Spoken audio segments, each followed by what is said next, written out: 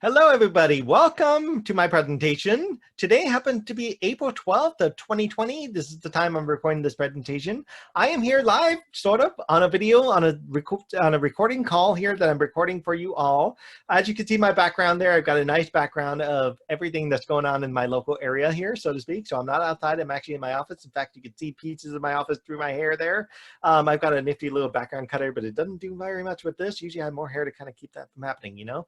So like I said, I'm Kevin McCann. I am your current CPRS RT section president, and I will be serving for this year. I wish I could have met you all at the conference. This is not fair, but this is what we're doing to help make up the conference for you all. We're going to be coming to you live in person to be able to, or sort of live in a recording, so to speak, to be able to give you your CEUs that you missed out at the conference and or we're about to get that day that they opted to cancel everything. So here we are, about to do things, and I am doing this extra recording because we cannot get all our presenters to be available. So let me pull up the second screen. I'm going to be presenting this on screen 2 for a reason, because I want to make sure everything on screen 2 gets visible. What you should be seeing there is a title that says Effective Communication for Consumers with Borderline Personality Disorder. Here's the thing. I've worked in the prison for about 14 years, give or take, now heading towards 15. And in the prison system, oh my goodness, one of the clients that I tend to see wrote over and over and over again happens to be this group, borderline personality disorder. And my working with them, it's just a nightmare, right? It just tends to be a nightmare. If you don't know what you're doing, it's all bad, right? But if you understand what they're about, if you understand what you're doing with them, if you understand how to have that conversation with them, you can have probably the best type of treatment with this group. Okay, and I decided to do this presentation after 14 years because I was like, you know, I think I'm finally ready to like share what I know about borderline personality. And I was going through the research and everything, and I realized, wow, the research matches up to what I've learned over the years. This is great. I'm like, yeah, that's good. I got it, right? And I wanted to share this with everybody else because I know there's a lot of people working in the prison system. There's a lot of people working in the hospital system where borderline personality disorder is really prevalent, okay? And we're going to start this off by talking about what is this presentation all about, okay? Our objectives here, we got some objectives we got to go through, of course. First off, we need to understand the difference between borderline personality disorder and other personality disorder. Why? Because we want to work with borderline personality disorder. This is what you're going to be seeing a lot, okay? And you want to know, how are they different? Next up, recognizing comorbidity between borderline personality disorders and other mental health diagnoses. Why? They're going to show up. You'll see it. Next up, you want to recognize maladaptive personality traits. Oh my, that's not fun. Next up, learn effective communication techniques for working with consumers with borderline personality disorder. And last, identifying communication techniques that can be utilized as effective short-term coping strategies. All right, so here we are. What is a personality disorder? What did you learn in school? What did I learn in school? What does the research tell us? What is a personality disorder? How do we know we got the right personality disorder? Is that picture a personality disorder? Let's look at the definition, of course, right? It says right here, a deeply ingrained pattern of behavior that deviates markedly from the norms of generally accepted behavior. It usually starts by adolescence. This is why I targeted this picture here, because this is a girl about her adolescent talking to her dad, and you could start to see like some little hints of something, but is she having it? I don't know, right? Next picture, you'll see where that goes, right? Causes long-term difficulties in personal relationships and overall functioning in society. So if I had to put this in layman terms, this is what I would say. Ultimately, personality disorders involve a set of behaviors that make it very difficult for a person to succeed in interpersonal relationship with others. These pictures fit borderline personality disorder to a T. This is what you will see in a client, especially when they are really severely, acutely having episodes of borderline, okay? If they're not severe, I've run into a number of clients that you wouldn't think they were borderline. They actually look very normal. And then it all came out at the end and I'm like, oh my, right? And it was just like, wow, it just blew me away how mild borderline personality can really be. Okay, before we get into borderline itself, we need to look at the 3 clusters. There's A, B, and C. The first one is A, cluster A, odd as an eccentric. This is typically where you see your paranoid personality disorder, schizoid personality disorder, and schizotypical personality disorder. So most people probably have a hard time kind of picturing paranoid, schizoid, and schizotypical. So what I decided to do, and don't worry, I didn't read this for a reason. What I decided to do is put this in a picture format. It's just so much easier to see when you have pictures to match up to the thing. So first up is schizotypical, pervasive patterns, social interpersonal limitations. I see I need to fix that little hexagon there. Acute discomfort in social settings, reduced capacity for close relationships. This picture kind of, it's very hard to find anyone schizotypical out there in a picture. And this is the best one I hit. Schizotypical typically has very odd eccentric behaviors happening at the same time as the reduced social setting, reduced contact in social settings, and just very limited interactions, right? And so I tried to get a picture that fits this very, very good. And this one I think does it the best. Next up is schizoid, pervasive pattern, social detachment, and restricted emotional expression. So this lady is just, stacking a cup on his head. And he's like, just totally like not even nonchalant about the thing, just doesn't affect him. It's like, this is weird. You shouldn't be putting a cup on your head. Hello, right? But he's got no emotional expression. He's got just complete detachment from what's actually going on there. He's not even smiling. He's not even laughing. And then paranoid is probably the one that people can just recognize real easily, right? It's just that person who just very suspicious, very distrustful, and just it's pervasive, right? They tend to be the ones who you see just like peeking on that corner, just like trying to look at it, right? Just trying to figure out what's going on and just very distrustful of anyone in any situation. You got cluster B. I would have put this one at the end, but hey, it's cluster B, not C. So dramatic, emotional, and erratic. This is where you find your borderline personality disorder. This is also where you find your narcissistic behaviors. This is where you also find histrionic, and last, antisocial. Again, I did the same thing, okay? Between these, antisocial and narcissistic is probably the easiest you can kind of picture in your head. The other two, not so much. Okay, for histrionic, I'm serious. It was extremely hard to find somebody with histrionic personality disorder that can picture really well. And the wife gave me the suggestion of including Barney from How I Met Your Mother because honestly, he's very flamboyant.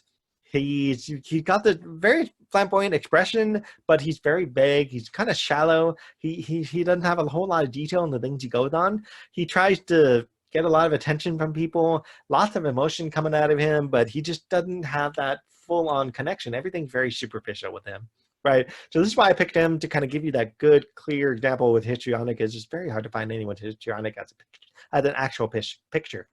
Narcissistic, like I said, very easy to picture. Someone who's powerful, has a powerful sense of entitlement, feels he deserves special treatment, uniquely talented, especially attractive or brilliant.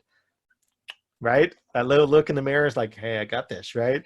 And even though it doesn't match up to what's going on in reality, right? Borderline, got the intense, unstable emotion, mood frequently vacillates, shifts, polarized worldview, extremely judgmental, impulsive behaviors. And you guys should all, I'm looking at screen 2 here, and you guys should all be able to see the picture of that and the words in there. So I'm going to read some of them. It says worthless, not good enough, I love you, I hate you, ugly, go away, I'm sorry, please leave me alone, etc., right? And then you see the cuts also in the middle of the picture. And that really highlights what happens with borderline personality. The words are in the head, and I've got to stop the word, cut for relief. That's typical pattern that you'll usually see. Antisocial, our last one there, total disregard of the rights of people, manifests as hostility, aggression, usually includes deceit and manipulation, often for picture of someone just trying to attack somebody, typically what you see, right? Cluster C, our last cluster, you have your anxious and fearful cluster. So you're talking about your avoidant personality, you're talking about your dependent personality, you're talking about your obsessive compulsive personality. And so when you look at this as a picture, obsessive compulsive, you go with the hand washing. It's just the most easily recognizable you can see. But typically you'll find they're preoccupied with rules, regulation, orderliness, perfectionist, rigid, inflexible, perceived typically as stubborn, and usually very controlling. Dependent personality disorder there, you see a strong need for be cared for by others, clingy, vulnerable to manipulation, abuse, and very difficult to stay alone. I'm going to fix these text on them, like little letters are spilling off at the end. I'm like, whatever, I'll fix it later for the next time I do this.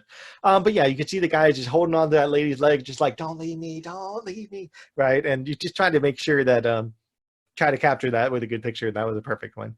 And last, avoidant. This one was really hard to find as well. Pervasive pattern of social inhibition, feelings of inadequacy, hypersensitive to negative evaluation. So this is more of a person that's just trying to fade into the woodwork and just like blend in to the woods so they don't get noticed because they feel inadequate. They're hypersensitive to all the negative criticism that's happening to them.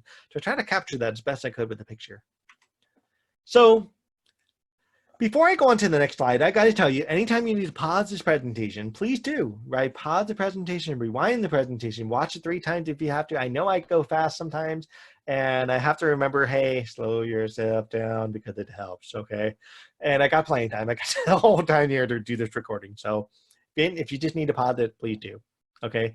Let's talk about statistics. Why did I include these slides? I included these because I wanted to show how pervasive borderline personality really is in the United States. It's not like a couple patients get this. No, 9.1% of the US population, talking 30 million people, have some type of personality disorder. That's some type of personality disorder.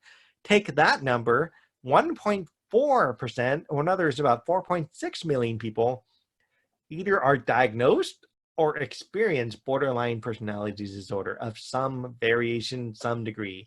Ranges from like mild all the way to really acutely severe, okay? 4.6 million people is a lot of people. 75, okay, this is not me saying this. This is what the research said, and there's reason for this, and I'm like, this can't be right, okay? And as I went through it, it started to make more sense as I went through it, okay? So 75% of the diagnosed BPD population, BPD, again, is another word for borderline personality disorder. So 75% of that 1.4%, aka 3.5 million people, are women at a 3-to-1 ratio. I'm like, that doesn't make sense. That honestly does not make sense. However, research suggests that men may be equally affected by BPD, but are frequently and commonly misdiagnosed with PTSD or depression, which would fit that a little bit better, okay? And that would make it, instead of a 3-to-1, somewhere closer to 1-to-1 or at least a 2-to-1, you know, because it just can't be that much, okay? Research also suggests that women with BPD may be more likely to seek out treatment than men. And this also makes sense. Men tend to resist treatment, especially in a prison system. Men tend to avoid going to treatment. They have to essentially get forced into it, like on a 5150 type of whole type of setup. And you'll find that's how men end up getting treatment, because of stigmatism, because of just lots of challenges around trying to get a male person into a treatment and say they have a broken brain. It's very hard to say that. You know, it's very hard to just recognize that as a person, okay? And it's just, you know, how do you do that, right? And so this is why you tend to notice this stark disparity between the two groups. Next up, I want to talk about core mental disorders, comorbidity with personality disorders, okay? You're going to see 2 screens, any personality disorder and borderline personality disorder, and a whole bunch of numbers and stuff. Don't worry so much about the numbers themselves. Worry more about which one's higher. And you notice for every single category, borderline personality disorder over here is much higher than any personality disorder over here. So having any co-occurring mood disorder got higher in borderline. Any substance abuse disorder, higher for borderline. Any impulse control, like crazy higher for borderline, almost 50%. Any anxiety disorder, just a little bit higher. And just having any kind of mental health disorder co-occurring with borderline personality, you're going to find borderline personality is much higher than any disorder just connected to any other type of personality disorder. So this is why in a hospital setting, you'll see a lot of clientele come in with mental health, but also come in with borderline personality coming along with them. It just complicates treatment. It really does.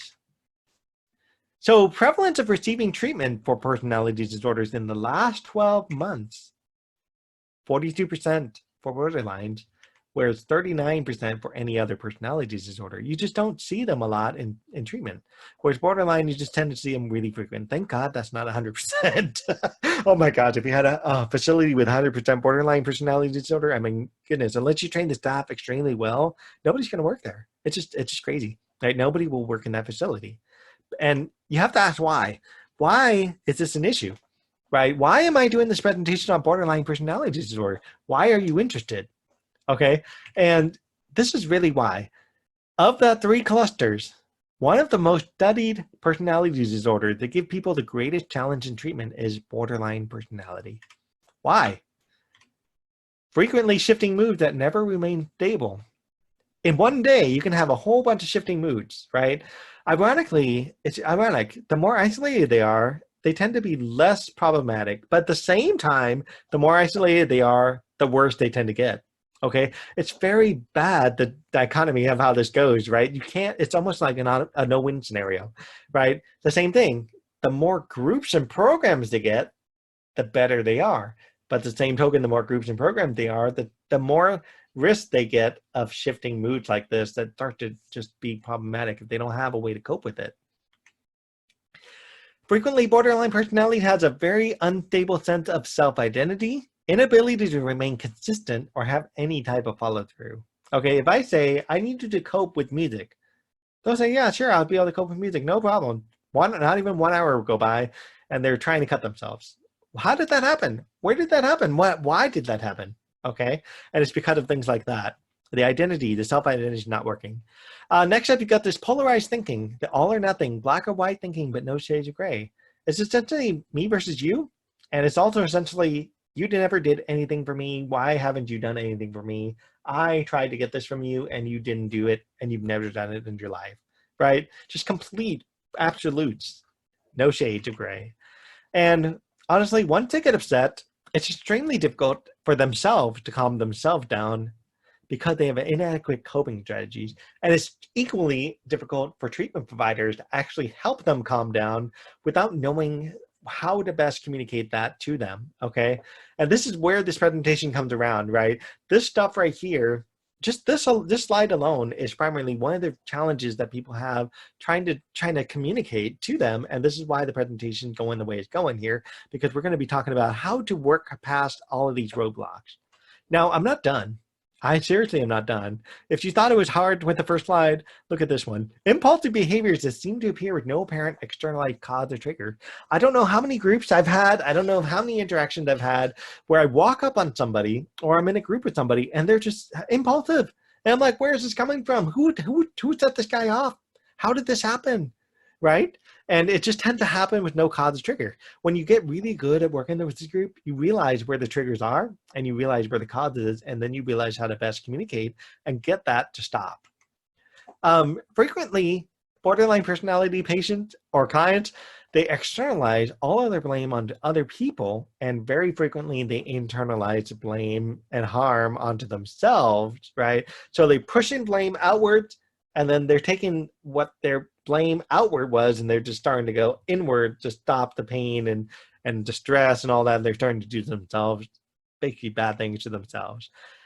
They have extremely difficulty with abandonment by other people. Now, this could be actual abandonment or just a perception of abandonment. I'm going to come back tomorrow. That's enough for somebody to say, you're abandoning me today, and they can just fall apart just with that very simple statement, okay? But this can go even more severe, as in, I am going to discharge you by next week. Huge detachment, right? And it's very challenging to work with when you have that.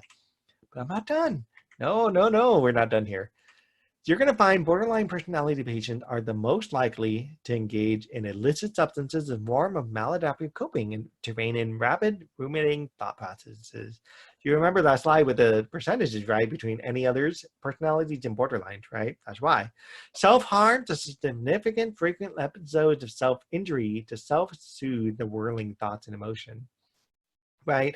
Honestly, physical pain gets you to think about physical pain. It shuts off the other stuff that's going on in your head, at least for 20 minutes, at the very least, at best, half a day, right? And you get that feeling and it feels good and you want to stay there. So you just cut yourself, right? And half the times you're not trying to do it to kill themselves. They're just trying to do it for the self-soothing, just to cope, okay? The other part of this is suicide attempt, actual attempts due to rigid beliefs that there is nothing more that can be done. Oh my gosh, that's crazy, right? You've done everything you could for me. There's nothing left. The world's over, right? So the pain won't stop. The pain is so excruciating that the only option to them is suicide. The flip side to this is I spited them somehow, so they're going to spite me in return to take revenge over having wronged them. I've seen that so many times. It's just like, wow. And you know, when you have this slide here alone, it's really why research has been done, because you don't want people cutting themselves. You don't want people hanging themselves. You don't want people overdosing on drugs, right? And so, but yet despite all the research, we still can't find out what causes this stuff to happen. And how does a person get from point A, having basic borderline personality disorder, down to point Z, which is basically killing themselves within like 30 minutes, right? It's insane how that speed happens, right? So here's the thing. As I said, I've already said it. I've kind of jumped ahead on the slide. Good job, me. Okay, despite being one of the most studied personality disorders, we don't know what fully causes it. The thing that we can all agree on, and research-wise, at least what the research says, genetics, environmental, and brain function. We can agree on these things. With genetics, no specific gene has been identified. However, research seems to suggest that people with a close family member diagnosed with BPD are also higher risk for developing the disorder themselves. On the environment side, you're looking at significant traumatic life events, including childhood physical abuse, childhood sexual abuse, neglect, separation from parents. They are all at increased risk for developing BPD. I have seen so many patients come in, and the question you have to ask is, which came first, the abuse or the BPD, right? And there's no clear answers on that, but you'll notice that the two will come time and time again will tie together.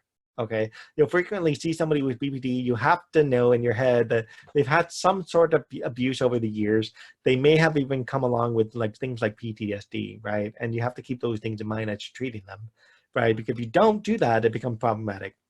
Last is the brain function. Like I said, brain function, you're looking at essentially some portion of the brain's emotional control, decision-making, judgment-making may not effectively communicate with each other. So the brain is technically like organically broken. And because the two sides don't interact with each other, whichever side it is, you end up with this problem with inability to kind of mesh up like this. You end up with this, right, broken mesh section. Okay, so that is essentially why borderline personality happens. In other words, I don't know.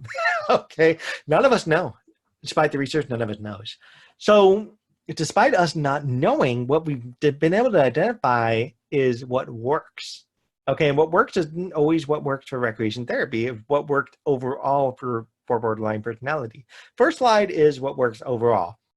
Okay, according to research, a distillation of intensive packages is broadly and practically implemented through the use of generalist care models and pared down forms of intensive treatment. That's a mouthful. Okay, layman terms, both informed case management plus DBT skills training for groups. Boom, that's it. Like seriously, that is one of the most best effective thing for BPD, just DBT and case management. If you got those two, you got it. Okay. The second thing is the second line there. Integration between DBT and exposure therapy for PTSD. Just simultaneously treat PTSD and that's supposed to be borderline personality disorder, not DBT. Oh my gosh, I'm messing up the slide. I've got a couple of places where I gotta fix a couple of errors, but hey, what can I do? Okay, so integration between DBT and exposure therapy to treat both PTSD and borderline personality. That's what it's supposed to say.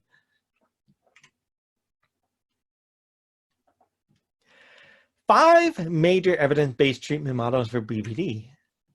Here's the thing. I am a recreation therapist, just bear with this, but I'm gonna go through this. I'm a recreation therapist. I'm gonna show you what the 5 best treatment options are. The first and the most pervasively successful is DBT, dialectical behavioral therapy. Sees the most evidence of consumer improvement and the most successful improvements. Involves a very structured treatment style that requires consistency and dedication from both the client and the treatment team. Next one up, MBT, mentalization-based treatment. BPD clients suffer from the inability to develop a mental picture of emotions, feelings, or beliefs of themselves and others. Often sees recovery from BPD within 5 years after completing treatment. Keep in mind, I'm in an ICF facility, an intermediate care facility. We keep people 3 to 6 months. 5 years is a long time. I don't have time for 5 years. I got 3 to 6 months to get this guy better. Okay, that's not happening in my facility. Next up, SFT, schema-focused therapy. Involves teaching BPD clients that they have 4 maladaptive life schemas or worldviews originating from childhood. The goal is to help the patient adopt new modes of behaviors as a healthy adult. Okay, that makes sense. And then TFP, transference-focused psychotherapy. based on the idea that BPD develops from identity diffusion and an inability to integrate positive and negative images of self and others, creating polarized worldview. The goal is to help integrate BPD clients' views of themselves and other people. And then the last one, steps. System training for emotional predictability and problem solving. Seen as the most helpful when integrated with other treatment methods and taught in a group format over 20 weeks. 20 weeks, by the way, is 5 months. That's a long time. The goal is to educate BPD clients about their diagnosis and acquire skills to manage different aspects of their disorder. Here's the thing, I said this in the beginning, I'm a recreation therapist, I don't do this stuff, okay? Quite frankly, okay? The best I can do is get trained in one of these and have like a certificate or something like that from one of these and become like a specialized trainer, okay? But when you look at the lines of text here, look for things that you could do as a recreation therapist. Inability to develop a mental picture of emotion. How can you help clients through play, leisure, recreation, social skills, develop a picture of someone else's emotions as well as themselves, and just improve their self-esteem, for example, right? Looking at transference, right? How do you help someone not be so polarized and be able to look at positive and negative images, right? How can you do that through recreation, leisure, play, et cetera, et cetera? This is how you take this stuff and break it down. So, example, I do Chair Chi. Okay, Chair Chi has a component where it involves mindfulness, and DBT, one of the many components of DBT, involves mindfulness. So you can take a piece of that and do a piece of DBT just through mindfulness. Not in the full-on program, but you're doing mindfulness. And mindfulness in itself is something that works really well. Last thing that's on the slide, to date, there's no consistent psychopharmacologic treatment method whereby medications can successfully treat a consumer with borderline personality disorder. Don't rely on medication to help these guys. All it's going to do at best is knock them out, and they'll be back tomorrow doing the same behavior, the same thing over and over again, okay? So I don't have a specialized treatment option at my facility. We are not set up for DBT. We're set up to work with literally depression, anxiety, schizophrenia, you know, your basic mental health, right? But the reason we get them in is because someone says they're suicidal. They tell them, their clinician, they're suicidal. They get referred to our facility because they're suicidal. Someone cuts themselves, they're referred to a facility because they cut themselves. That's the exception to the rule. And so therefore we get a lot of borderline patients because of the exception to the rule. So they don't have to have an Axis, what the former DSM-4 Axis 1 mental health disorder, right? They can now just come in just simply by saying they're suicidal, okay? So here's something, if you're able to get this training, great, go for it. A simplified version of DBT where skills training groups are combined with weekly case management. That does work and it was just as effective in treatment of suicidal behaviors, self-harm behaviors, and sees an overall reduction of hospitalizations. Structured clinical management, general psychiatric management, and systematic supportive therapy. Let me let that sink in for just a second while I drink some water here. Okay. What does that mean? Essentially offers practical, less intensive, good enough treatment option, provide nearly comparable outcomes to transference-focused therapy and mentalization-based therapy, the thing on the other two slides, okay? So good enough treatment options with what we're looking for. Research demonstrates that enhanced, structured, and well-informed generalist treatment approaches perform just as well as the aforementioned specialty treatment option. This is partly why this presentation is happening. Because I do generalist treatment. I can do that really well. I'm a recreation therapist. I provide recreation therapy, leisure, play, et cetera, et cetera. That happened through my therapy. And guess what? Generalist care combined with short-term supplemental interventions in group formats or aimed specifically at suicidal behaviors can also yield positive outcomes. An example is, let's do something like psychoeducational group plus something like how to deal with cutting behaviors. Combine the two together, you get better intervention, better treatment outcomes. It's good enough, it's just enough to help. It's not the full-on program, it's not 5 years of work, it's just enough to make things work for the moment, so then skills can start being developed over time. Now, as you all know, if any of you have worked with borderline patients before, you know treatment does fail, not once, not twice, sometimes 100 times. And studies show people with borderline personality disorder who do not receive adequate treatment are more than likely to develop other chronic medical or mental health illnesses. You're talking about obesity, diabetes, hypertension, and the list goes on and on. You're also talking about depression, anxiety, and the list, bipolar disorder, the list goes on and on from there as well. So this is where you get that. Less likely to make positive, healthy lifestyle choices. As they get older, they're more likely to make more and more negative choices and get stuck in a whirlpool of just negativity. And until you can get them out of that process, they're always going to be making negative lifestyle choices. They're likely to have significantly higher rate of self-harm and suicidal behaviors. And like I've been showing throughout this, pictures help. This is where they start. This is usually where they end up, right? And it's very challenging to work with that. The next slide here I want to show you is a video. I found this video on YouTube. I put the link up on the upper left corner there. And this is a video called Needed. And this is actually a short film. And I was looking around at videos, and let me explain this for a second before I show the video. All the videos of actual people talking about borderline really only talked about it. This is what I feel like when I have borderline. This is what I'm going through when I have borderline. But it wasn't really showing what borderline looked like. And then I ran across this. This was an actual film put together that highlighted really what borderline looked like. I'm going to warn you now, it is intense. Hence the word intense up there on the upper corner there. So if it's too intense for you, please feel free to pause it. Please feel free to skip it. That's totally fine. I can work with you on that. But I would, if you're able to, I would really love you to watch it. And I'm going to play this. If you need to move me, my screen, feel free to move me around. That's fine because it's kind of big, right? It covers most of the window. And if you have to move me, go for it. Okay, so here we go. This is about 5 minutes long. And I'm going to put the little caption on there. Oh, I can't. Okay, well, there you go. It will do its thing. Just sit back and watch.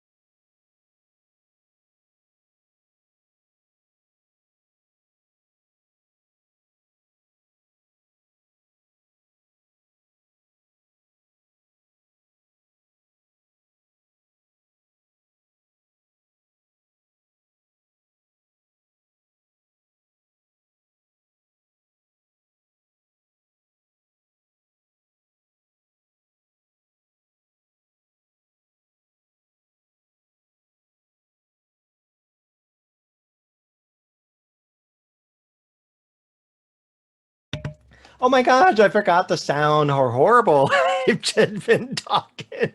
I do this all the time with the sound when I put it on mute. Okay. Remember that? I even remembered all the way up until I started talking. So anyways, what I was saying, let me repeat what I was saying. So this video, the reason I picked this video is because this video really, really fits the patient to have at work. Okay. And that's what my patients are like, right? In the day, at night, on the weekends, sometimes in groups, sometimes outside groups. It's just really intense. And these patients come into the facility feeling that way. These patients are like on their way out of the facility feeling that way. And it becomes very challenging to work with them when they're in this mode of thinking. And as you can see through the video, you can see the lady about to type for help, but then chose to delete it and basically end her phone call and shut things down. Literally just says life is over, right? And she's just trying to deal with life on her own term. Things are spinning through her head. She feels like she's not good enough, and she starts cutting on herself, both on her arm and on her legs. And just that level of intensity is what I see a lot at work, and it's just it's rough, And I really do feel for the patient that suffer with borderline personality, because it's not a fun place to be, especially when you're in that tank, And some of these patients are able to pull themselves out. How many patients are not? And this is partly why I'm doing this presentation again, because I want everybody to have the ability to find a way to get that communication to go across, to talk to borderline personality, okay? And that's what I want people to do, is improve the relationship, right? And you can't do honestly, you can't do real treatment if you don't have buy-in from the patient, right? Without their buy-in, treatment ain't happening, okay? And improving communication with the patient, improve that buy-in that you get. So as it says here in the slide, it's all about their approach. Now, if you need a moment from the video, I know it was really intense. If you need a moment from the video, please feel free to pause this, take that moment, and then come back and hit play, because we're looking for the key for success, okay? And the key, again, is you cannot have BPD clients succeed in treatment if they're not engaged, if they're constantly resisting therapy, and they're not focused on progress. Okay, most BPD clients can be successful in group therapy, but requires extra time and focused structured attention on the part of both the treatment team, the therapist running the groups and the programs, and the clients to bring that BPD client out and integrate them fully into a therapy program with minimal issues, okay? If you don't have the treatment team on board, if you don't have the therapist on board, and you don't have BPD client on board, it's not gonna work, okay? And so I know a lot of people don't have time in their day to make things work, but honestly, for this group, if you can make that extra 5 minutes, if you can make that extra 30 minutes, you will solve a lot of problems, okay? Really, solving a lot of problems is better than dealing with the added stress of like emergencies happening on the unit, the added paperwork that's happening on the unit, and just it actually will suck away more of your time. So the reason it doesn't happen, quite frankly, is because the programs tend to lack knowledgeable staff, right? Staff are not trained in DBT. Staff are not trained in understanding what borderline personality disorder even is. And then just in general, staff just don't know how to effectively communicate. I don't know how many times I've seen people get their buttons pushed and just turns into a shouting match, and it goes all bad after that. Again, you also have programs lacking in poor management of client therapeutic structure. You don't have that real structure in your program. You don't have solid boundaries between you and the BPD client. In other words, not just you, but the program as a whole. The program doesn't have solid boundaries. And so this is where you start seeing higher instances of acting out behaviors by the BPD clients. So this is where we start to look at, well, I'm a recreation therapist. I'm going to meet this guy for the very first time. I don't know anything about what's going on with him, right? And as you know, from the very first few slides, you got a picture of this guy who's going to come in with a smile and just rotate this picture. It'll just start rotating on you. If you don't do a good job in the beginning, you will end up with a couple problems going into treatment. And you want to try to get things squared away early on in treatment. So first things you got to do before even laying eyes on that BPD client as best you can, reviewing the case files. Why is this person in your facility? Gather consistent independent data about the behaviors and goals of this person. Look back in their previous treatment options. Some facilities, I get it, this is the first time you're going to see them. There's no data to work off of, and you're going to be working off of that guy's data. But honestly, you have some time frames. You can let like the psychiatrist go first. You can let the psychologist go first, and they can start to gather some of the data for you, and you can research and identify what they've discovered, right? If you can't do it from past history, so to speak. But a lot of times in the prison system, there's a lot of past history. Other facilities, tons of past history available. But again, if you're first time out, sometimes it's best just to let someone else go first and you take things up a second, right? The reason, primarily because BPD clients will attempt to manipulate or twist the truth to meet their needs or demonstrate why you/the system has failed them. Okay, you don't need to be put in a predicament on the very first meeting where they're telling you that you failed them and you're not meeting their needs and they're expressing all these things and it doesn't match up to any of the data in the system. Okay.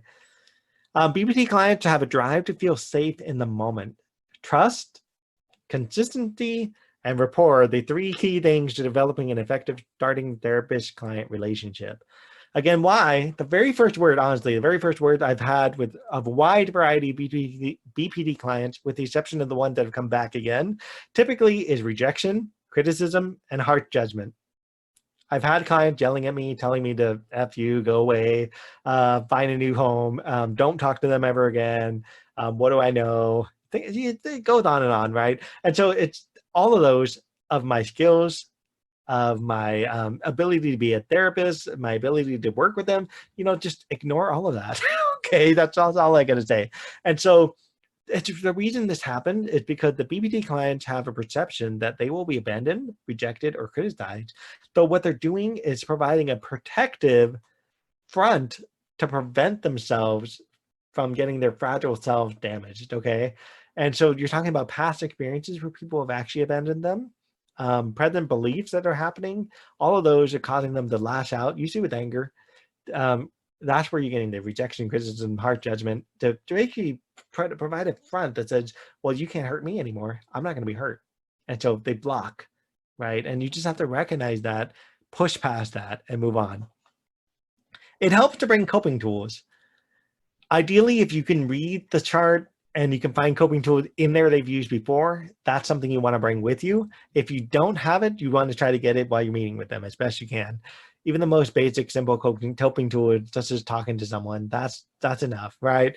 And just having something to work with, because generally on first contact, BPT clients are usually angry, upset, impulsive, or suicidal. I've had it happen. All four of these I've had happen. I've actually had happen where people come in, they're telling me the psychiatrist changed their meds, and they're angry as a psychiatrist and they want to do something about it. And we're here to talk about what their goals are in treatment. And they're telling me their goal is to get back on the meds. And that's not what their goal was before that happened, right?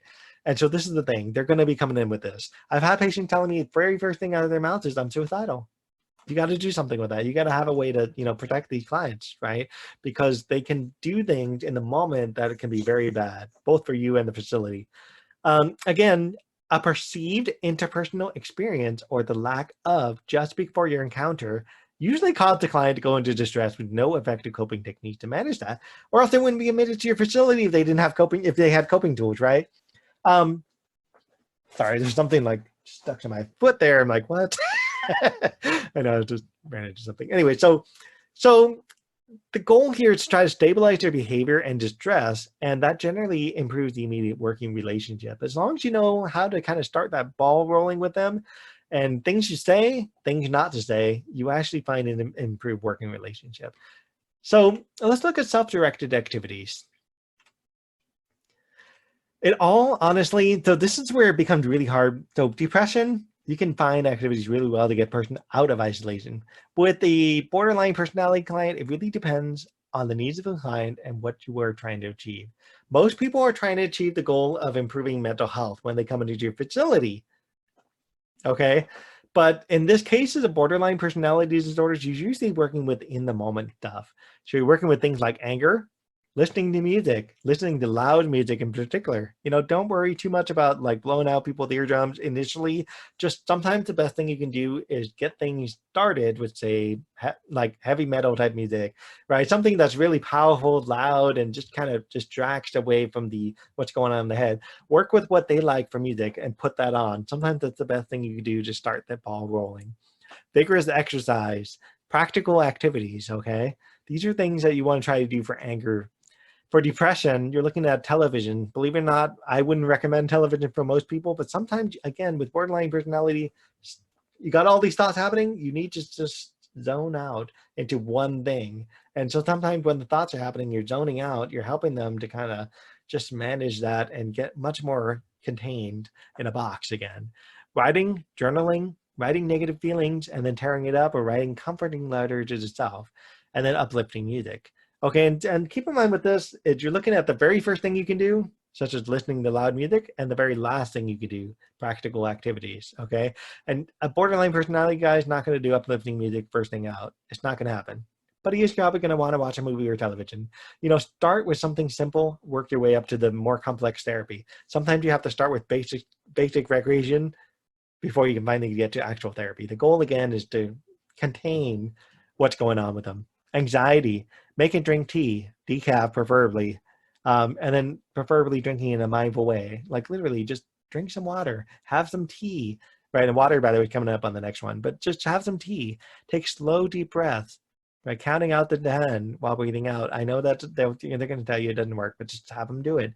You'll just get the, have them do it again, have them do it a third time. And then, you know, that's good enough. That works. It kind of help them guide them into it. Create a soothing atmosphere. Get them distracted in a physical sensation like doing artwork. Keep the mind occupied on anything that's not driving anxiety. If they have to throw paint onto a canvas, go for it. Throw paint on a canvas. Don't say it's wrong. Believe it or not, borderline personality groups also have this feeling of feeling spaced out. Drinking ice cold water helps. If available, chewing ginger or chili, even chewing other foods of similar caliber. In a prison, they get food delivered to them, so they have the ability to access certain food, but not ginger, not chili. Actually, they'll end up with more like Tabasco sauce type of thing. So, you know, that type of thing you could work with. So the reason is you're looking at just all of these things are very distractive, and they create a sense of shifting the mind from where they are in the emotional state to a new emotional state. I'll explain more about that in a little bit. Clapping really hard and feeling the sting of your hands. Okay, the idea is you want to cut yourself, but you want to do something that causes less injury to yourself, and that's where you're trying to go with things. Aromatherapy via essential oils if they are available. Keep in mind, you can be creative. Lots of foods have unique aromas to it, and just trying to tie in the food to things. And then, of course, self-harm. Self-harm is honestly probably the hardest one to figure out effective coping with, especially if you don't have these tools available. So you're talking about like rubbing ice, using a rubber band over the planned spot of injury. If available, using tape over the planned injury spot and then peeling that tape off. I've actually talked to my guys, and again, I work in a prison. I talked to my guys about actually these type of things. And, you know, they've actually told me they tried it over the years, and sometimes it works for them, sometimes it doesn't. You have to kind of meet the clients where they are at. If they're not at any of these things, don't do it, right? Just meet them where they're at, build up from there.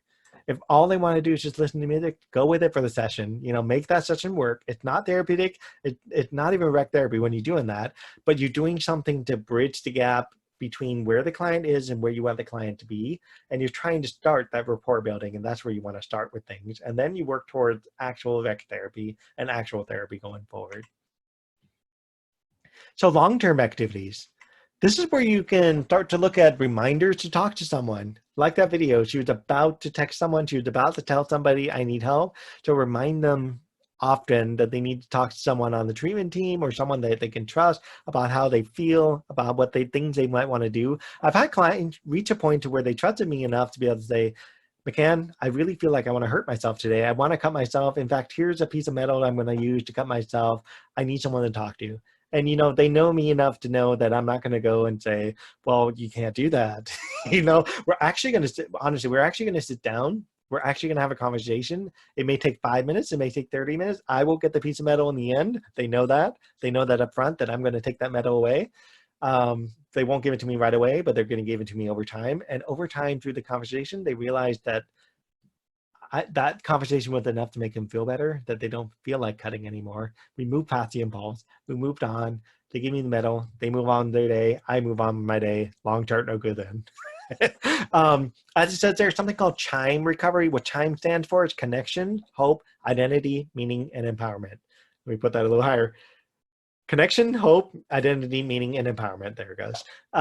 So that's something else you can work with. It's something that was developed over in the other side. Literally, I've been finding a lot of stuff in the UK, and I find UK does some really cool mental health therapy type stuff. So you can look up time therapy, and you can start to see what kind of things you could do with that.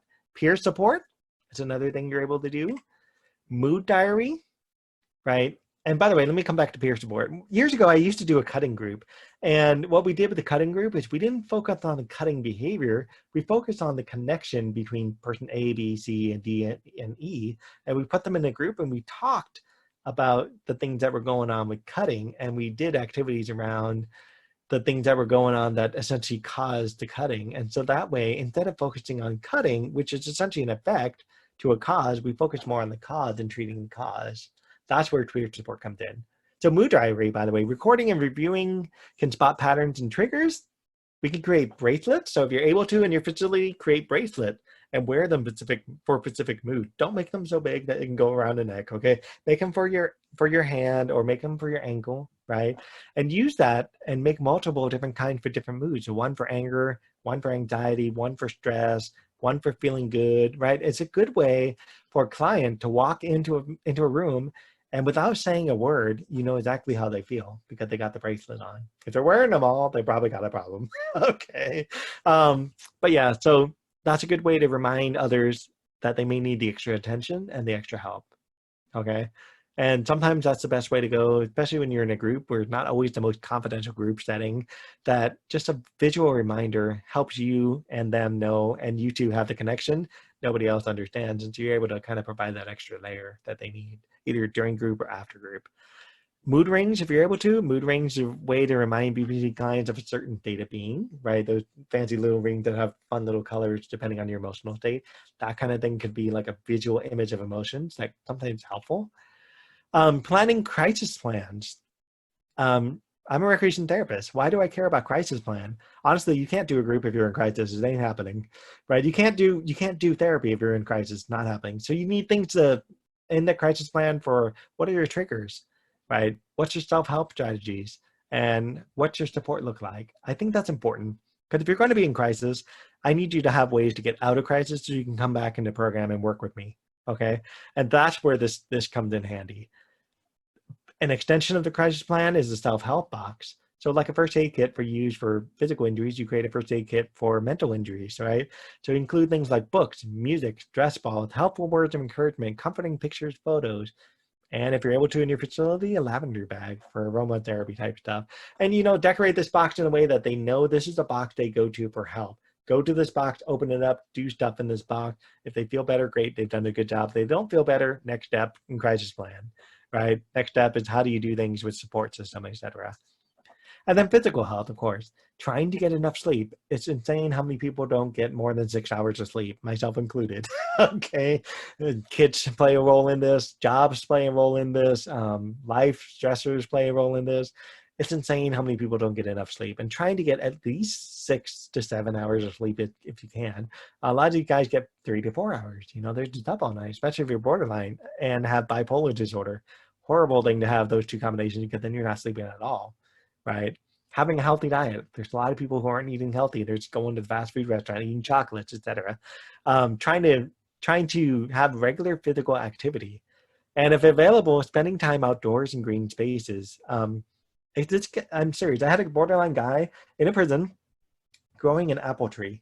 Okay, this is totally discouraged by the prison. I already told him up front. I'm like, dude, they're going to take your tree away. And he's like, yeah, I know that, but this makes me feel good, right? So he actually he ate his apple, took the seed from the apple, planted it in a little container he put in with a bunch of dirt, and he was growing an apple tree out of it. The tree got to about this tall, actually. And before they finally took it away. And, you know, it made him feel good, and it made him feel like he did something positive and he helped someone, right? And even though they took the tree away, he was able to, you know, get some really good value out of that. And, you know, obviously he plants another one, starts it all over again, and he was happy, right? And sometimes that's just little things to help. Avoiding alcohol, drugs, and avoiding self-medication. How many of you guys self-medicate all the time? They try, right? And don't go there. It never works, right?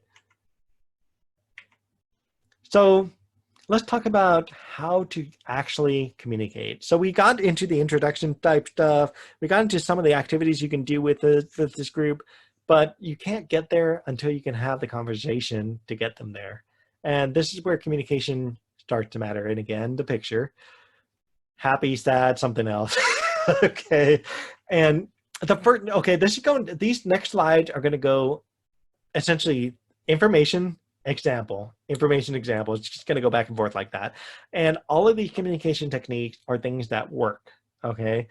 These things take time to learn. These things take time to figure out how to do right. But once you kind of get it, it works, and it works really well.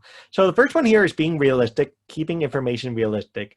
And the first key thing you really need to understand is you are not going to cure a BPD client during the course of your conversation or even during treatment, because honestly, remember, DBT, MBT, whatever all the other acronyms were over there, 5 years at longest treatment, right? 5 years is a long time. You're not doing it. Okay, you're not even doing it over 3 months. So don't even try to fix the personality problem. That's not the job. What you do want to do is build rapport. So being as truthful as possible, being as fair and consistent as possible are key things that you can do to make treatment work. Okay, don't lie. Try really, really hard not to lie. I say this because nobody should be lying to begin with, but people do, right? They'll say something like, oh, we're not going to discharge you. Don't worry about that. 5 minutes later, they're being discharged. Okay, and then she's like, my goodness, right? But even still, in a prison, you end up with this. This is like hugely big in a prison, right? Assumptions can look like lies. Okay, so when I say do not lie, I also include don't make assumptions, right? So don't share assumptions if you do not have the complete picture, because the worst thing you can do is share an assumption about the future.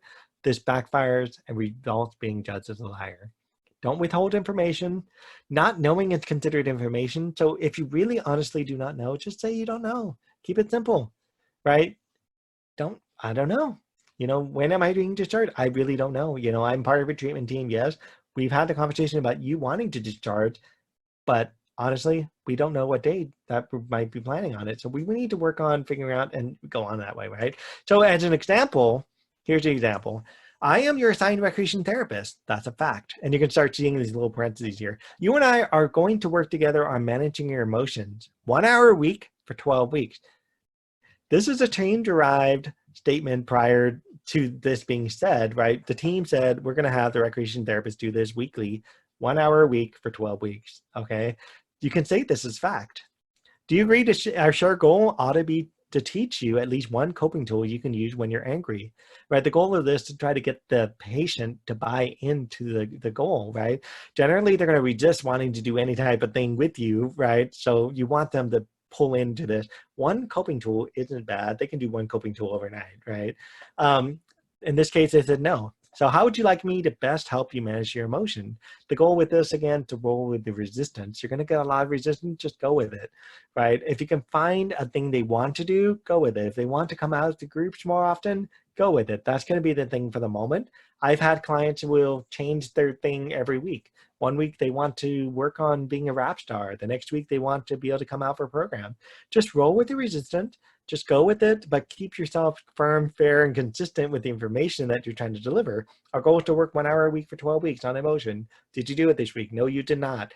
So let's see what we can do this week. You want to work on rap? Let's work on rap. We're going to try to get emotion tied to that. Let's work with that next week. Did you do it? No, you did not. Then come back and eventually try to get things as simple as possible over the time. So at the end of 12 weeks, you can say, did we do it? Yes, we did. We worked on this for 12 weeks. You chose not to work with me, but we did the work. Right? It's firm, fair, consistent. So this is going to be, again, each piece is its own communication technique. Okay, I'm going to say this because you have to have each technique combined together to make this work really well. But even if you can do even one of these, it makes a tremendous difference. Simplifying information. You remember me saying in the last slide, keep it simple. Do not give excessive information. Like this presentation is already probably excessive for most of you by now because it's a long presentation, okay? And it's got a lot of information. Thankfully, you have a pause button and a rewind button, so you can always go back and review things. In real life, we got no pause, we got no rewind. So it's very easy to go excessive and extremely lose somebody with that. So excessive information overwhelms and confuses BPD clients and causes them to spiral into excessive emotional outbursts and maladaptive behaviors. And keep in mind, I'm going to say this, it confuses them. Too much information is not good. Remember, you're talking to an irrational, emotionally charged person. They're incapable of higher level rational thought and will frequently misinterpret what's stated. Keep each sentence short, simple, and direct. Leave no room for any misinterpretation. The example of this, I noticed you haven't been out of your room today. That is a fact. They can twist that all they want, but that is a fact. I have a group at 12 o'clock. That is a fact. And I thought you might like to come out for an hour. That's a fact. I'm asking them right now. I want them to come out for an hour. Are you willing to attend today? And again, that's the buy-in. You're trying to get them to buy into this, right? You keep things simple. You haven't been to group. I have one available. I think you might want to go. Will you go? Yes or no? If it's a yes, bring them out. If it's a no, leave, come back later. Okay? Don't get into a whole long argument. It can just be bad if you get into an argument of we're trying to do things, right? And again, roll with the resistant. I noticed you haven't been out for your room today. And they say, yeah, I've been out 3 times. Roll with it. All right, you've been out 3 times, but I got one available. Would you like to come out a 4th time? Roll with it, right? Just go with the resistant. For yes, run group. For no, distance, and follow up either later in the day or the next day, preferably later in the same day, because it shows you're not abandoning them. It shows that you're willing to go the extra mile to meet them halfway. Next up, separating the person from the behavior. This one's huge. Okay, this is honestly huge. This happened honestly in 2 ways. The BPD client believes a staff person's behavior is a result of their intent dislike of the BPD client, or they believe they dislike the staff person because of the staff person's behavior. I know it's written exactly the same, okay? But in the mindset of a borderline personality person, it's written in 2 different formats, right? Their behavior is a result of the borderline person hating them. So the staff person is responding because they hate them. Whereas the other one is the staff person's behavior is causing some sort of problem and the borderline person does not like them for that. That's why it's written that way. Okay, so you got to be firm, consistent that the behavior is a dislike, not the person. Reinforce this frequently and consistently. The example, the therapist says, what you told me is you're upset because Mr. A ignored you today and you believe he doesn't like you, right? The BPD client said, yes, he kept talking to Mr. B over there over and over again, even though I tried to call him over to me 3 times. I don't think he likes me anymore, and I'm upset that he hates me and won't talk to me again. And here's where that firm, consistent thing starts coming in. Let's examine Mr. A's behavior. Was there a reason he was not paying attention to you? And again, look at the previous thing. He was trying to redirect. He was trying to get you off of Mr. A, but you're pulling him back and keeping him on Mr. A. So the borderline patient says he was talking to someone else. The therapist says his conversation with someone else was not a reason to dislike you. It was important that he finishes the conversation with Mr. B so he can give you the full and undivided attention that you're looking for. In order for that to happen, what do you need to do? And this is part of coping. I need to be more patient, the borderline patient says, right? That's another key communication technique to work with them. Next up,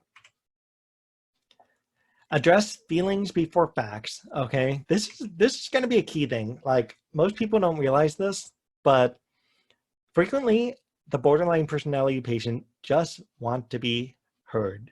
Listen to their feelings, take the extra time to understand their message. BPD clients are in pain, under distress, and want you to understand the source of their distress so you can eventually help them through it. This is the only reason probably that they're upset about things, because nobody's listening, right? And if you take that extra 5 minutes, that extra 30 minutes, whatever it takes to listen to them, you end up understanding what's going on. And after a while, you really understand what's really going on. And normal conversation, what we do in regular life, normal conversation, put the fact first and react to the fact with feelings. Okay, so for example, fact is we are under isolation because of coronavirus. I feel bad about the isolation. That's what we do. However, borderline personality client do this in reverse. They start with a belief in the feelings first and react with a fact, changing the facts to match the feelings. So they actually have the opposite. So this is why it feels like borderline clients tend to manipulate and twist the truth to suit their needs, and why borderline clients seemingly react to random events without specific causes. So the same thing with the coronavirus and the isolation. Instead of that fact, they don't even look at the fact. They actually start with, I feel horribly isolated. Nobody talks to me. Nobody's listening to me. Nobody wants to be over here. Why doesn't anyone come over? And then they put a fact that has nothing to do with the virus. They don't like me anymore. In fact, they don't like me because they refuse to talk to me. That's how it works. And so they twisted the situation to meet their emotional state. The key here is to acknowledge and validate the feeling, not discount them or ignore them. Remember, BPT clients operate on feelings first. The goal is to emphasize with the feelings, then inserting your own fact-based reality to match new feelings that you want to BPT client. So example, this is going to be a long example. It's going to be crowded. I did this for a reason because this is essentially kind of how it happens.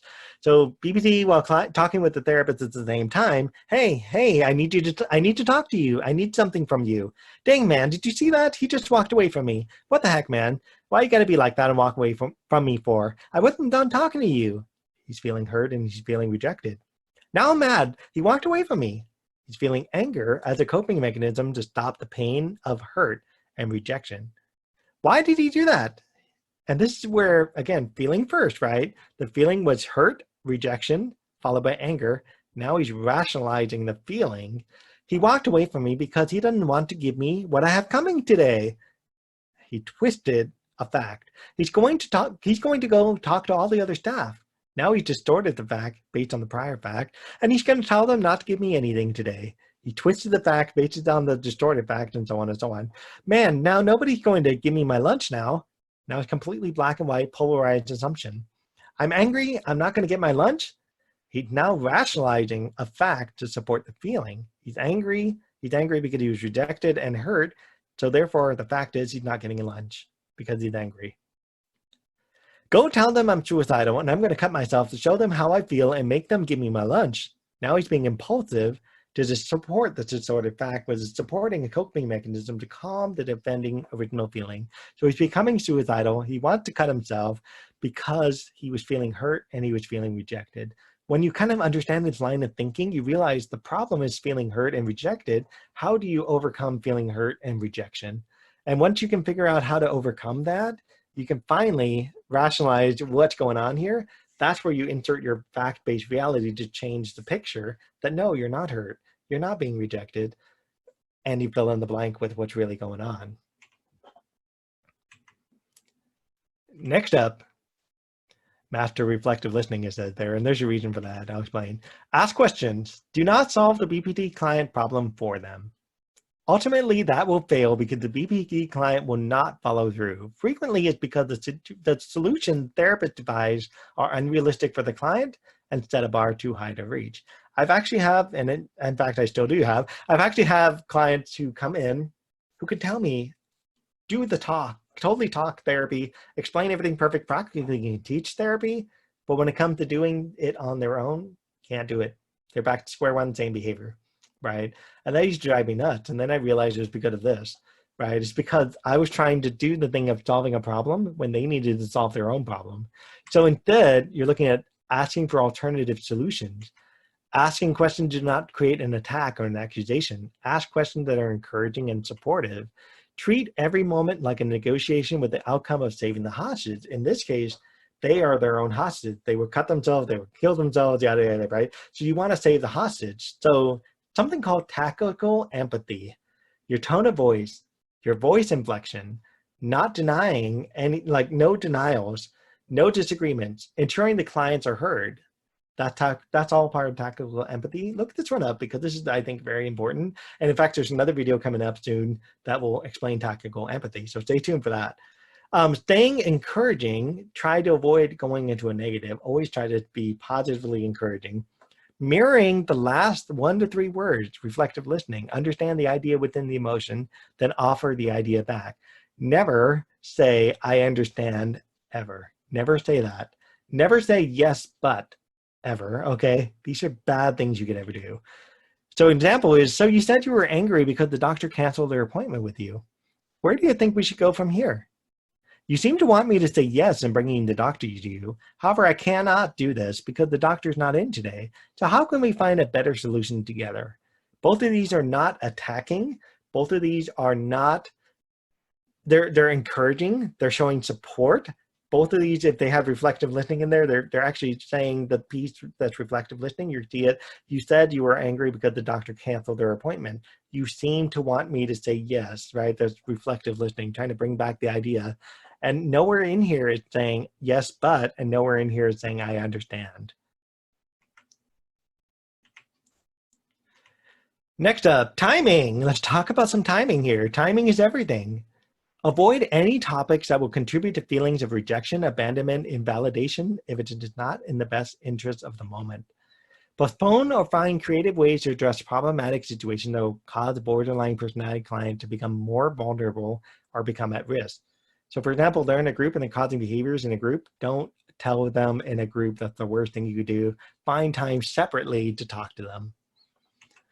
Anything involving change is frequently difficult for BPD client to overcome and will frequently lead to bouts of confusion, instability, and impulsive reaction. Asking a BPD client to accept change will not go well unless you help the BPD client break down the change in much more manageable components. So here's two examples, a positive one and a negative one. We'll start with negative first. Negative, just after addressing problematic behaviors on the unit, we've decided to discharge you back to the program or the next level of care because you have become unable to successfully program here at the hospital. Oh my God, you just abandoned me like crazy. Horrible. Okay, positive version. One thing that we always do at the hospital is discuss discharge because you will eventually have to leave. Let's sit down over the next, say, couple weeks and go over what you may need to work on before you reach discharge. We can also have a discussion about your fears around discharge. Much more supportive, much more uplifting. You're trying to connect with the client. You're trying to say, hey, I'm not abandoning you, but you know, your time's up. You got to go. So let's work through why, how can we get you out of the facility successful and feeling like I never disconnected from you. In the negative situation, we see staff appear to rip that BPD client away from all that he or she knew and cast them into the void, at least in the eyes of the BPD client. In a positive situation, like I said, staff appear supportive, offering resources, guiding the client, and trying to get them through a scary large-scale change into the unknown. Even if the facility they're going back to or the house they're going back to is the same one they left, it's still scary because what's different is you are not there. Your support is not there. The program's not there. So that's what's scary. And trying to overcome that fear is what you're trying to do. Next up, we got what? Focus on your message. Any interaction with a BPD client often involves an emotionally charged message the client wishes to convey, but at the same time, staff are attempting to convey a rational, factual message. Remember a few slides back where I said, they think in feelings first, we think in facts first. We're trying to do the factual message. They're trying to do emotionally charged message. So they don't know how to rationalize a factual message. So they need to rationalize an emotional message. So your message needs to remain focused on the emotional intention of the moment. They're displaying they want to hurt themselves. Your intention to show emotionally that you want them to succeed in being successful. So ignore the BPD client attacks, threats, attempt to change the subject. Stay focused on both your core message by remaining calm, projecting calm, and continue to reiterate your point and help the BPD client redirect back to your ultimate core message. Don't let them push your buttons. You will have your button to push 20 times. Just let them push a dummy button and get back to the core message. The example here is on a completely different slide because I found this was the easiest way to display this. Focusing on your message, here's your example. BPD client says, what do you want? Therapist says, I came to talk to you today about your recent behavior cutting on yourself. BPD client says, why do you care about that? It's obvious you don't care about that because if you did, you would have been here an hour ago before I cut myself. Therapist says, it seems like you needed an intervention before you harmed yourself. Is that right? BPD client says, that's right. Therapist says, how do you suppose we can work together to find an alternative coping skill that's helpful? BPD client says, I don't have any coping skill. Did you see what I just did? Shows off the laceration covered by steri strips, right? You know, I thought about taking the strips off and cutting myself again. Automatically, there's that threat right there. The therapist said, you thought of cutting yourself again a moment ago, right? You also wished I was available to help you. I'm here now, and we can work through this together now. What coping skills are effective when you feel the way you feel right now? Again, you're trying to tie this to the moment. And you notice some of the slides from before, I'm pulling in things of being realistic. I'm pulling in things of talking with feeling. I'm pulling in things from the various other slides I've done so far, all in this one little line right here, tactical empathy and so on, right? BBD client says rapping. Is rapping therapy? No, it's not. Rapping is barely even touching therapy, but is rapping going to help in the moment? In this case, it is, because this is what's going to help them feel better. What's going to help them get out of crisis and back into therapy, right? The therapist says, do you have anything in your room right now that you can use to rap with? BPD client says, no, that's because no one ever comes down here and talks to me. I'm always having to yell at them to get them to hear me. No one likes me, so all they do is ignore me. So what do you think? Do I have anything to write with? No, I'm stuck on observation watch right now. Rapping's not going to help me at all right now. Okay, you see that all or nothing polarized thinking. No shades of gray in that. And by the way, all the therapist wants to know is, do you have anything in your room? The therapist says, so you told me rapping helps you to cope when you feel the way you feel right now, but you don't have a way to write out your songs or write out your requests to staff. I think you came up with a great idea, and you believe your idea will help you right now. How about this? I will be happy to print you a couple sheets of your favorite rap artists right now, and I can pick them up from the printer, bring them back here within 5 minutes, and I appreciate hearing you sing one of the rap songs you chose. BPD client says, okay, I want, and gives a list and lists a bunch of songs. Therapist says, I cannot get you all of these right now. Like you said earlier, we can get you 3 of these songs right now to help you, so that way you don't have to feel like you're hurting yourself. And the rest I can give you by the end of the day. Sound like a good plan? You see how this kind of really becomes very supportive, and there's a behavior cutting on himself, but we're trying to find tools to manage the cutting behavior, and we're trying to find effective ways to have the conversation, shape the conversation in a way that moves away from cutting and into therapy. And personally, this one works. I don't do this one a whole lot. A lot of people do. I like to listen to the clientele. A lot of people like to just opt out and say, screw it, I'm leaving. And believe it or not, leaving the situation can be advantageous to resolving long-term issues with borderline personality clients. Usually when I'll use this is when it's necessary. I like to reserve it as a last resort type of thing for me, but other people use it as a first resort, whatever works for you, right? They lack clear, consistent boundaries, and setting effective boundaries is extremely helpful in mitigating long-term behaviors over time. If you're being physically threatened, emotionally threatened, verbally abused, you have every right to terminate the conversation and just leave, right? If you do opt to leave, it's very important to leave without having severe emotional reaction to what was said and done by the BPD client. And if they start actively harming themselves, obviously take necessary actions, right? You have to. So example, BPD client says, you're pissing me off so bad right now. When I get out of this room, I'm going to come and kick your A. The therapist said, I can see right now that you're clearly upset, and we are not going to be productive if you continue to be upset.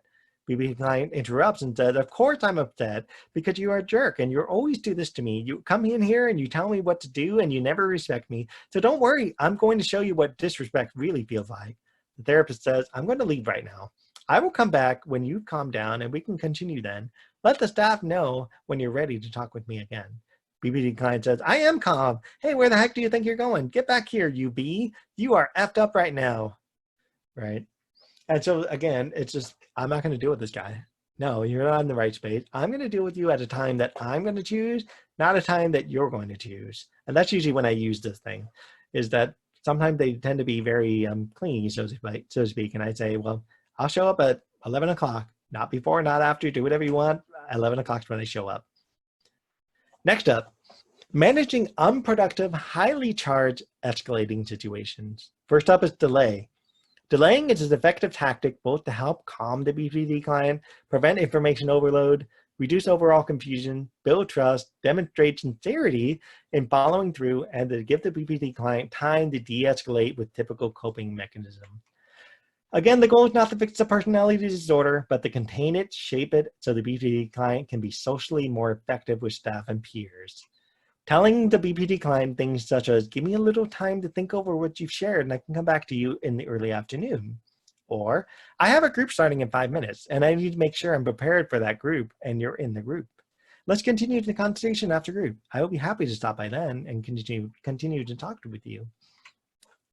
The goal here is to calmly distance yourself, acknowledge the BPD client's emotional state and feeling, and not confirming, not denying any of the unverified, unsubstantiated claims. Okay, so again, the goal here is to create space between you and them to give you time to research what they're talking about. Next up, distraction. Lovely picture, right? The little medicine balls, right? This is simply creating a situation where the BPT client is not talking about the current stressors or failed interpersonal interaction. Instead, the goal here is just to simply help them switch his or her brain away from reactivity and into positive action via an effective coping strategy. It seems like our conversation is going around in circles right now. I propose we both take a break and let's participate in an activity together for a little bit to decompress. Sometimes the activity has to be interdisposed between the therapist and the client. While you are talking, I'd like you to also work on this art pattern. You once told me art helps you cope when you're feeling this way. Let's work on it while we work out this tough topic. Other times, the therapist just has to simply engage in an unrelated topic that has nothing to do with it. Let's listen to some music. I heard you like the artist LL Cool. I heard you like the artist LL Cool J. Give me a song by him, and I can play this for you right now. Right, just something to just turn things off sometimes. The intention of distraction to create the situation, but not return to the same starting situation. As soon as the BPT client is tired of the activity, commonly suggesting ending the activity in favor of an upcoming future event may be favorable in the short term, such as, we need to stop what we're doing right now because, lunch is coming up. So I want you to make sure you eat a good, healthy lunch. And how about we try this again tomorrow? See how you're doing. Something like that, right? So as it says here, that was a good game. Tell you what, it looks like lunchtime right now. Why don't you head back to your room, get a bite to eat, and I can check in with you again tomorrow and see how you're doing. I feel like I just said that twice. That was good. I'm awesome. Anyway, so depersonalizing. The goal of depersonalizing to help yourself prevent countertransference with a client. The BPD client is notoriously good at pushing that button and feeding off of reaction responses, then interjecting their own facts to support the reaction received. Again, they operate on feelings, they take a fact and they twist it and connect it together. So you not reacting, you not having countertransference is good. Don't take anything they say personal. As soon as you take it personal, you actually fall into their vicious cycle with them. Don't be there. Next up, detachment. This is very similar to leaving, but detachment refers to mentally separating yourself from the BPD client, such as I am not going to get so involved in this. Sometimes it helps to remember how much time your BPD client is taking up in your busy day. In my case, I have caseload of like 20, 30 people, right?